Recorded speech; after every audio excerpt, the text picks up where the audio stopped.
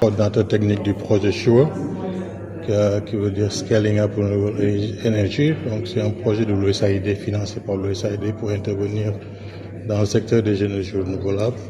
au Sénégal, pour accompagner le secteur privé à mieux contribuer dans ce secteur, donc de l'une des énergies renouvelables, à travers 4 fenêtres, ce qu'on appelle les fenêtres de subvention, parce que c'est un projet qui octroie des subventions aux entreprises éligibles à travers un appel à candidature.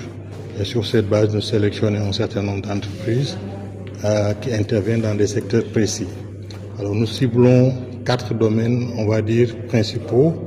Le premier, c'est de voir comment, à travers ce qu'on appelle le programme de modernisation du système de pompage des forages ruraux, où nous visons à remplacer ces systèmes de pompage basés sur le diesel par des systèmes de pompage solaire. Et ça vise à accroître l'accès à l'eau pour les populations rurales, les communautés rurales, mais aussi voir comment améliorer le service proposé par ces délégataires de services publics qui travaillent dans le secteur de l'eau en milieu rural. La seconde composante qui vise ce qu'on appelle la petite irrigation solaire, qui vise qu'on appelle les petits exploitants qui sont issus dans la zone de Niayes, mais aussi dans les autres régions de Tambacounda, Kolda et globalement dans la région de la Casamance, pour voir comment permettre l'employabilité des jeunes dans le domaine de l'agriculture, mais aussi leur donner justement cette opportunité donc d'entreprendre dans le secteur agricole, précisément dans le secteur horticole.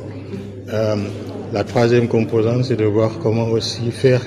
permettre ou promouvoir la transition énergétique en mettant en place un mécanisme de financement entre les entreprises qui offrent ce qu'on appelle les développeurs et qui offrent des solutions solaires pour ces entreprises commerciales et industrielles, pour leur permettre d'être beaucoup plus compétitives, alors justement en ayant accès à des solutions solaires de sources d'énergie renouvelable, donc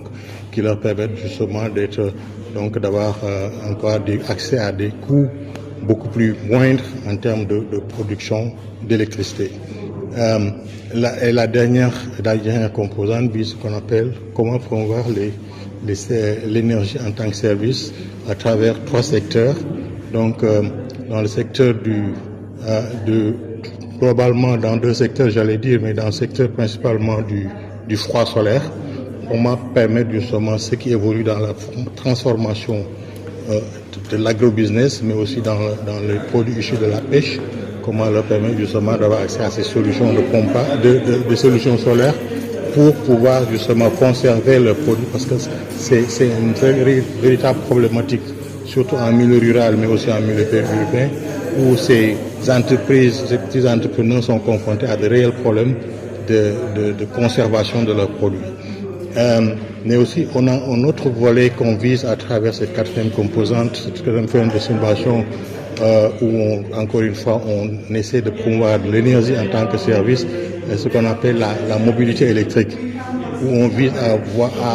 remplacer, en tout cas à donner cette possibilité